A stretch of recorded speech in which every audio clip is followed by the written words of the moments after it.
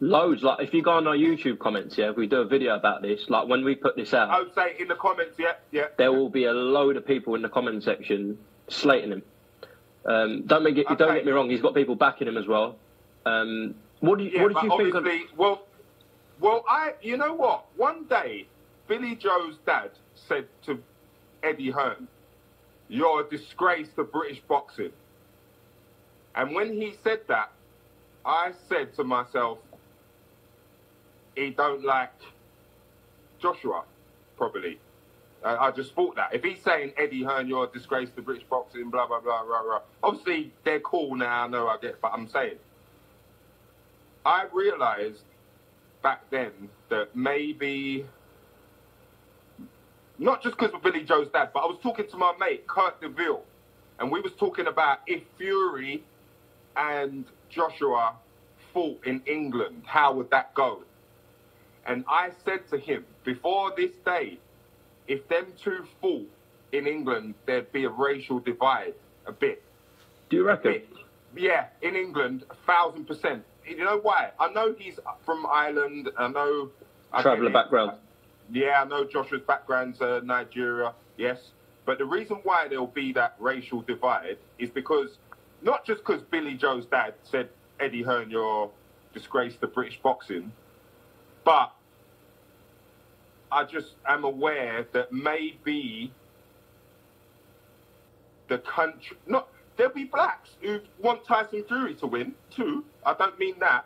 I just feel like Wembley, Fury, Josh, and like I feel like majority of the whites will want Fury to win and majority of the blacks will want Joshua to win. And because of that and what Billy Joe's dad, maybe it would be a bit weird. Or it might be the total opposite. It might just be loads of fans from Ireland and you get what I'm saying? But I felt like if it happened in another country or somewhere else, it would be safer. Those are the words of Wiley, which is the king of grind in the UK. And he's a big boxing buff, friend of mine. And he was being interviewed on IFLTV, of course. IFL Umar. And I remember the conversation that he had with me because he was explaining what Billy Joe Saunders' dad said about Eddie Hearn, which I don't know why he said what he said about Eddie Hearn. I hope it's not about Anthony Joshua whatsoever, but he was asked about Anthony Joshua's involvement in the Black Lives Matter thing, and I know this is a touchy subject to a lot of people because, you know, of what's going on and everything like that, but you do have people that's blasting Anthony Joshua, and they asked his take on it. And I wasn't really going to do a video about it because this, of course, this was a personal conversation I was having with me and Wiley, okay? Now, he did mention that, and I wasn't really going to make a video about it right now. You know, I was going to wait maybe until they fight or are scheduled to fight, but he did mention that, and this was the first time I did hear anything about racial divide in the UK. Now, Anthony Joshua did go to, it was in Watford, right? And he did talk about these type of issues. Did he harp on it? No, he didn't, but he did mention it. So, of course, it still exists.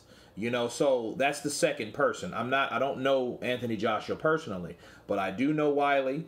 I do know Lenny James, which is also, he's a British actor, okay? He works with me on Fear the Walking Dead at times. And he said there is racism in the UK. And he said, but there is not blatant like it is here. You know, certain things in the UK, the UK has a class system. Okay, well, you know, depends on how you conduct yourself. That's how people view you, which is great. But, you know, that's as far as like Lenny said. I mean, he harped on it a little bit of how things, how he was discriminated against. Sure. So it does exist. But that's the first time I ever heard a racial divide between Tyson Fury and Anthony Joshua getting into the ring with, and having that type of diversity. However, me counterpunching the situation. We look at Anthony Joshua and we do look at the backlash. We look at the people that's starting to talk about him and are against him and doesn't like what he has to say about not shopping with certain amount of people and then shopping with your own community and all that. That, I feel, automatically divides it, or it makes it that much more visible that could, or possible that could happen.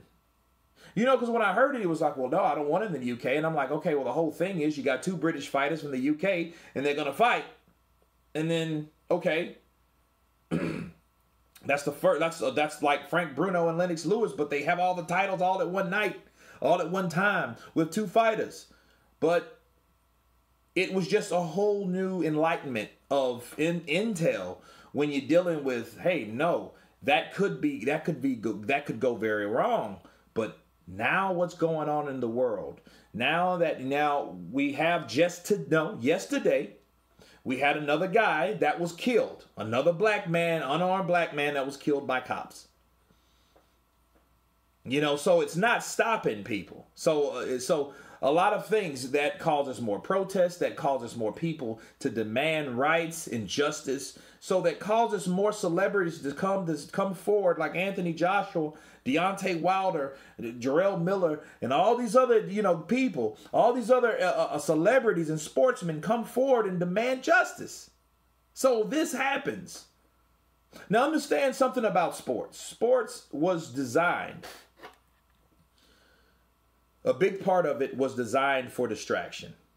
Because something was going on with the government and everything, and they needed a distraction. They needed something to take your mind off what the hell the government was doing. Okay? And these days, the people that are in power are the athletes. Because a lot of people will look up to athletes, actors, comedians, because people look up to that type of people in that circle. Because, they carry a lot of weight. They're popular. People care what they have to say. A lot of them have integrity. They're intelligent. And back to the main point, I feel that because of what's going on, that could be a reality if Anthony Joshua fought Tyson Fury in the UK now. Because you automatically, for whatever reason, you have people not liking what Anthony Joshua said. If they're taking things out of context, or you're getting too offended over something that you felt he said or he meant and he didn't mean or didn't say or whatever, right? But shouts out to Wiley because he called this a long time ago. This conversation was like last year sometime, and I was like, really? Not to go too much into detail, but pretty much everything he said to Umar, he said to me. So it was a situation where, okay, well, will the biggest fight in boxing history that can make millions, will it actually be safe in the UK?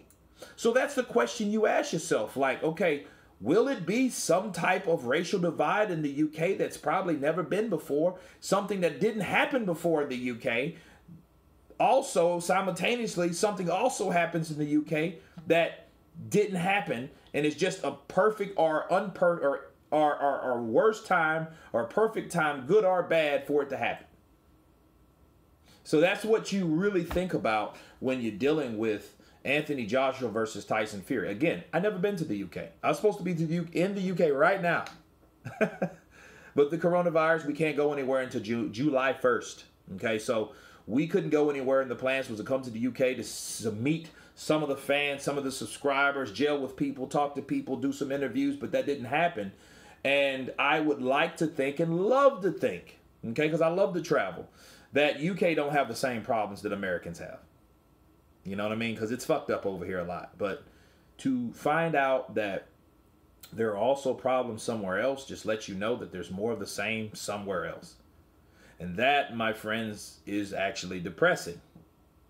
But I do wonder if it is a good idea, if it's any weight, does it hold anything to it?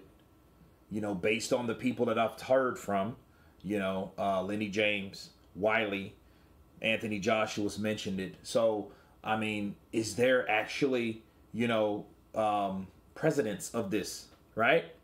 Of this actually being true, or this actually happening? I mean, I don't doubt what I heard, you know, but it's like one of those situations that because of what's going on over here that's made ripples across the world, could this be that much visible? Could this be the case? Like, whoa, if it really wasn't that case, because again, he was speculating, while it was a little bit, but it was a projection or a prediction. But at the end of the day, would it really matter? What will it actually come into fruition now? That you may have a type of fight like, for example,